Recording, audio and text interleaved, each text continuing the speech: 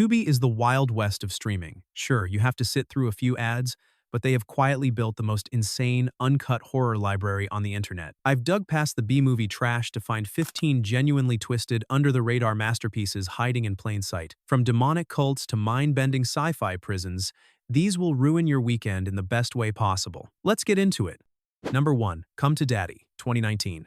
We are kicking things off with a movie that starts as a wildly uncomfortable indie comedy and violently pivots into a brutal, blood-soaked thriller. Come to Daddy is the directorial debut of Ant Timpson, a prolific film producer who was inspired to make this movie after the surreal experience of living with his own father's embalmed corpse for a week while grieving. Elijah Wood stars as Norval, a privileged, hipster man-child who travels to a remote, UFO-shaped coastal cabin to reconnect with his estranged father, played with terrifying, toxic masculine energy by Stephen McHattie. The psychological tension in the first act is unbearable. McHattie constantly belittles, gaslights, and threatens his son, creating an atmosphere of pure dread around the dinner table. But just when you think you are watching a dark family drama, the script violently flips the script. Wood and Timpson actually both broke their ankles during the grueling production in the rocky terrain of Vancouver Island, adding a literal layer of pain to the shoot. The film relies on brilliant, practical gore and a sense of unpredictable chaos.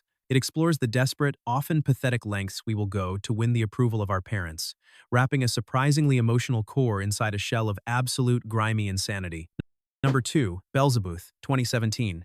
If you want a horror film that completely refuses to play it safe, Belzebuth is a terrifying, high-concept Mexican thriller directed by Emilio Portes. The opening sequence is famously audacious and shocking, taking place inside a hospital maternity ward to immediately establish that absolutely no one is safe in this movie. The film follows Emmanuel Ritter, a hardened Mexican detective, investigating a series of gruesome massacres targeting children along the United States-Mexico border. What makes Belzebuth so unique is how it blends the gritty, cynical tone of a cartel crime procedural with ancient, apocalyptic religious mythology. The border setting is used as a literal and figurative purgatory. Tobin Bell, famous for playing Jigsaw in the Saw franchise, is cast brilliantly against type as an excommunicated, heavily tattooed American priest who is fighting the ultimate evil. The production value is incredibly high for an indie horror, utilizing massive practical sets, including a terrifying, decaying Jesus statue that will haunt your nightmares. It is a bold, bleak, and deeply disturbing film that takes massive risks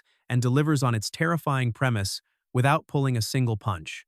Number 3. The Girl with All the Gifts, 2016.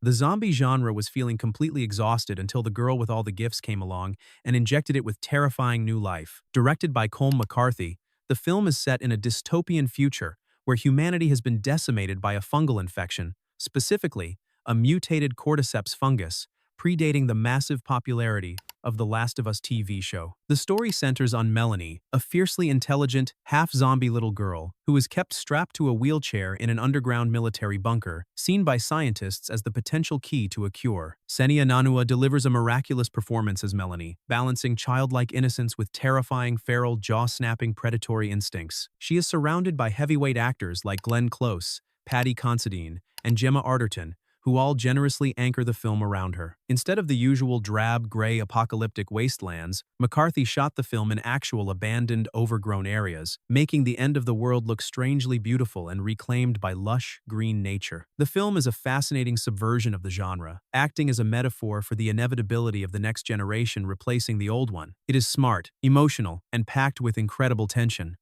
Number 4. Infinity Chamber, 2016. Infinity Chamber is a masterclass in how to build a massive, mind-bending sci-fi universe inside a single room. Directed and written by Travis Malloy, who previously wrote the cult sci-fi horror Pandorum, this micro-budget indie film traps a man named Frank inside a fully automated, high-tech prison cell. He has no memory of how he got there, and his only companion is an emotionless, hovering artificial intelligence camera system named Howard, which interrogates him relentlessly day after day. This is the ultimate locked room thriller. The film operates heavily on a Groundhog Day-style loop of psychological torture. Because Frank is being kept alive by automated life support and heavily sedated, his perception of time and reality completely fractures. The audience is trapped inside Frank's head, trying to decipher what is a real memory and what is a simulated hallucination. Malloy uses the restrictive setting brilliantly, forcing the tension to rely entirely on the dialogue and the cat-and-mouse psychological game between a desperate human and a machine that is simply following its programming. It is a smart, claustrophobic puzzle box of a movie that proves a great script is always better than a massive CGI budget. Number 5. Bone Tomahawk, 2015. Bone Tomahawk is the film that proved the Western horror hybrid is an absolutely terrifying concept when executed correctly. Written and directed by S. Craig Zahler, who is also a novelist and a heavy metal musician, this film is a slow-burn masterpiece. When a group of brutal cave dwellers abducts several townspeople, an aging sheriff, Kurt Russell, and his desperate, under-equipped posse embark on a grueling rescue mission across the unforgiving frontier. For the first 2 acts, the movie plays out like a classic, dialogue-driven John Ford Western. Zahler's script is incredibly meticulous, filled with idiosyncratic, poetic frontier dialogue that makes you deeply care about the characters. But when the posse finally reaches the Valley of the Troglodytes, the film violently shifts gears into pure, unrelenting horror. The practical gore in the final act is legendary, featuring one specific scene that is widely considered one of the most shocking and gruesome moments in modern cinematic history. The film was shot in just 21 days on a tight budget, relying on sheer storytelling power and Patrick Wilson's agonizing physical performance to create a deeply uncomfortable, visceral masterpiece that will test your stomach. Number 6. We Are Still Here, 2015. If you are a fan of classic 1980s Italian horror, specifically the atmosphere of Lucio Fulci's The House by the Cemetery, then We Are Still Here is a must-watch. Directed by Ted Geoghegan, the film follows a grieving, older couple who relocate to a snowy, isolated New England farmhouse, seeking peace after the tragic death of their son. They quickly realize the house awakens every 30 years to demand a blood sacrifice, forcing them to fight off charred, angry spirits and complicit townsfolk. What sets this film apart is the brilliant casting of older veteran genre actors, including the legendary Barbara Crampton. Having protagonists in their 50s and 60s instead of typical clueless teenagers gives the film a grounded, melancholic weight. The ghosts themselves, the Dagmar family, are terrifying. Instead of transparent CGI specters, they are physical, charred, soot-covered entities that smell like burning wood and move with violent, jerky intensity. The wintry New England setting creates a suffocating sense of dread, leading to a massive, blood-soaked finale that perfectly honors the absurd, glorious gore of vintage European horror cinema. It is a love letter to the genre that stands entirely on its own 2 feet. Number 7. Spring, 2014.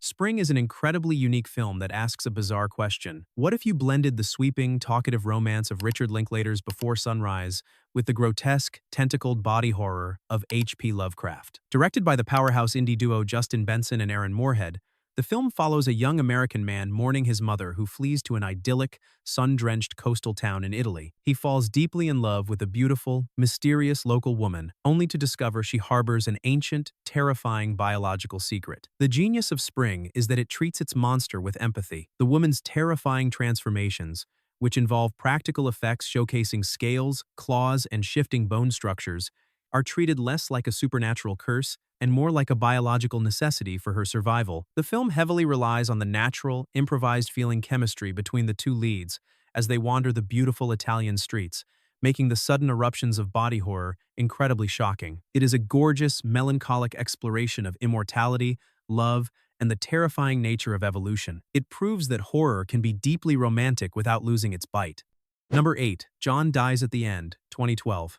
If you want to completely break your brain, this is the movie to do it. Directed by cult legend Don Coscarelli, the mind behind Phantasm, John Dies at the End, is an adaptation of David Wong's wild, surreal internet novel. It follows 2 slacker college dropouts who ingest a mysterious, pitch-black street drug called soy sauce. The drug gives them the terrifying ability to drift across time, read minds, and see alternate dimensions, inadvertently making them the only defense against a bizarre, otherworldly invasion. The film operates on pure, unadulterated dream logic. It features a monster made entirely out of frozen meat, a doorknob that turns into a male anatomical part, and a dog with psychic powers. Paul Giamatti serves as a skeptical journalist interviewing the protagonist, grounding the absolute insanity of the narrative in a fun, conversational framing device. Coscarelli uses a chaotic blend of practical effects and surreal imagery to capture the bizarre, paranoid tone of the original book. It is a wildly creative, funny, and deeply unsettling movie that perfectly captures the terrifying feeling of a psychedelic trip gone horribly wrong.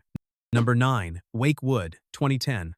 Wake Wood marked the highly anticipated, triumphant revival of the legendary British horror studio Hammer Films. Directed by David Keating, the movie feels like a grounded, Celtic folklore version of Stephen King's Pet Sematary. A grieving couple, devastated by the brutal death of their young daughter, relocates to a remote Irish village. The secretive locals, led by the incredible Aidan Gillen, Littlefinger from Game of Thrones, offer them a dark pagan bargain, a ritual that will bring their daughter back to life for exactly 3 days to say a proper goodbye. The psychological horror stems from the universal pain of grief. The film perfectly captures the desperate, irrational lengths parents will go to in order to hold their child one last time. But the ritual has strict, ancient rules, and when the parents inevitably break them, the consequences are bloody and horrifying. The movie leans heavily into its isolated, muddy rural setting to create a sense of creeping dread. It uses visceral, practical effects, including a deeply disturbing rebirth sequence involving a slaughtered cow, to ground the supernatural horror in the dirt and blood of the earth. It is a chilling, atmospheric tragedy.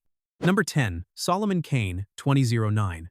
Long before the current boom of grimdark fantasy, Solomon Kane was out there delivering top-tier, sword-swinging horror, based on the classic pulp character created by Robert E. Hent. Howard, who also created Conan the Barbarian, the film stars James Purefoy as a brutal 16th-century mercenary who discovers his soul is bound for hell. Terrified, he renounces violence and seeks redemption through a life of absolute peace in a monastery. But when a dark sorcerer kidnaps a Puritan girl he swore to protect, Kane must take up his weapons one last time to save her. Director M.J. Bassett stretched an independent budget to its absolute breaking point to create a massive, epic-looking world. The production value is staggering. The film is practically dripping with freezing rain, deep mud, and authentic rusting armor. James Purefoy is phenomenal, playing Kane as a grim, haunted fanatic who views every act of violence he commits as a further damnation of his own soul. The creature designs, including a massive, terrifying fire demon in the climax, are fantastic. It is a gritty, incredibly serious, and action-packed dark fantasy that treats its supernatural horror elements with glorious, blood-soaked reverence.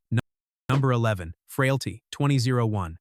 Frailty is one of the most underrated psychological horror films of the 21st century. It was the directorial debut of the late, great Bill Paxton, who also stars in the film. The story is framed around a man, Matthew McConaughey, who walks into an FBI office claiming his brother is the infamous God's Hands serial killer. He recounts their childhood growing up under a fanatically religious father, Paxton, who suddenly woke up one day believing that angels had ordered them to slay demons disguised as ordinary humans. The true terror of Frailty is its brilliant ambiguity. The audience is trapped in the perspective of the terrified young sons, forced to watch their loving father turn into a calm, methodical murderer. Paxton directs the film with a heavy, oppressive Southern Gothic atmosphere. He brilliantly refuses to show you if the father is suffering from severe religious schizophrenia or if he is actually receiving divine visions. The tension mounts as the young boys are forced to either participate in the brutal slayings or defy the only parent they have. The cinematography is dark and moody, leading to a jaw-dropping twist that completely recontextualizes the entire nature of faith, madness, and the supernatural. Number 12. Angel Heart, 1987. Angel Heart is a sweaty, blood-soaked masterpiece of neo-noir horror, directed by Alan Parker. Mickey Rourke, at the absolute peak of his leading man charisma, plays Harry Angel, a down-on-his-luck 1950s private eye hired by a mysterious, impeccably dressed figure named Louis Cyphre, played with terrifying, quiet menace by Robert De Niro. Angel is tasked with tracking down a missing crooner in the seedy underbelly of New Orleans, but the investigation quickly spirals into a nightmarish descent into voodoo, occult rituals, and dark personal secrets. The production of this film was surrounded by massive controversy. It initially received an X rating for a highly explicit, blood-drenched scene involving Rourke and Lisa Bonet, which shocked audiences at the time. Alan Parker's direction is incredibly stylish. He uses the oppressive heat, the constant spinning of ceiling fans, and the shadow of descending elevators to create a literal atmosphere of a man slowly descending into hell. The film brilliantly blends the cynical, hard-boiled dialogue of a classic detective story with grotesque, supernatural horror, building to a devastating, fatalistic twist that remains one of the greatest reveals in cinema history. Number 13. Tenebrae, 1982. Dario Argento is the undisputed master of the Italian giallo genre, and Tenebrae is his most self-aware, violently stylish achievement. The plot follows an American horror author visiting Rome who discovers that his gruesome novels are being used as a literal blueprint by a razor-wielding serial killer. The author must turn amateur detective to stop the murders before he becomes the next victim in a highly orchestrated game of cat and mouse. Argento made this film as a direct meta-commentary on his own critics, who often accused him of promoting violence in his previous movies. He uses the plot to explore the dangerous relationship between art, the creator, and the obsessive consumer. Visually, Tenebrae is a total departure from the dark, gothic shadows of his earlier work like Suspiria. Argento shot the film in bright, blinding daylight and pristine, modern, white-walled apartments, making the sudden splashes of bright red blood shockingly vivid. The film is famous for an incredible, unbroken tracking shot using a Luma crane that glides up the side of a building, over the roof, and down into a window, establishing the killer's omnipotent perspective. It is a sleek, razor-sharp, and visually immaculate slasher. Number 14. The Changeling, 1980. Before Hollywood relied on cheap jump scares and loud musical cues, director Peter Medak terrified audiences with pure, suffocating atmosphere in The Changeling. George Scott stars as a grieving composer who loses his wife and daughter in a tragic accident. To heal, he moves into a massive, isolated historical mansion in Seattle, only to discover the house is haunted by the restless, angry spirit of a murdered child. As he digs into the history, he uncovers a decades-old conspiracy involving a powerful political family. The Changeling is widely considered one of the greatest haunted house movies ever made. What makes it a masterpiece is its incredible restraint. The ghost is not a CGI monster. The horror comes from an echoing thump in the attic, the turning of a doorknob, or an empty antique wheelchair slowly rolling out of the shadows. The most terrifying scene in the film simply involves a child's red rubber ball bouncing down a flight of stairs. It is an intelligent, emotionally mature ghost story driven by George Scott's commanding performance. The film proves that grief is a ghost story in itself, and that the echoes of the past can never truly be buried. Number 15. The Wicker Man, 1973. We finished the list with the undisputed king of folk horror. Directed by Robin Hardy, The Wicker Man is a brilliant, sun-drenched nightmare. Edward Woodward plays Sergeant Howie, a rigidly devout, highly conservative Christian police officer who travels to the isolated Scottish island of Summerisle to investigate the disappearance of a young girl. The eccentric locals, led by the charismatic Lord Summerisle, played perfectly by Christopher Lee, claim the girl never existed, drawing the sergeant into their bizarre, deeply unsettling pagan rituals. The film is incredibly unique because it entirely avoids typical horror tropes. There are no dark castles, no jump scares, and no monsters. The horror happens entirely in the bright, beautiful sunshine, surrounded by smiling people singing folk songs. The psychological terror comes from the complete clash of ideologies: Howie's strict religious morality against the islanders' joyous, sexual, and terrifyingly casual paganism. The production history is infamous. The studio hated the film, heavily butchered the edit, lost the original negative, and essentially buried it as a B-movie feature. Yet, through sheer cinematic brilliance, it survived to become a massive cult classic. The eerie folk soundtrack perfectly underscores the building dread, leading to one of the most iconic, hopeless, and horrifying climaxes in cinema history. It is a true masterpiece that proves a smile can be far more terrifying than a monster. So there you have it, 15 twisted masterpieces hiding in the depths of Tubi. From the psychological trauma of Frailty to the folk horror dread of The Wicker Man, this is proof that you don't need an expensive subscription to find top-tier nightmares. Let me know down in the comments which of these movies ruined your night the most. Hit that subscribe button so you don't miss the next deep dive into the weirdest corners of streaming, and I'll see you in the next one.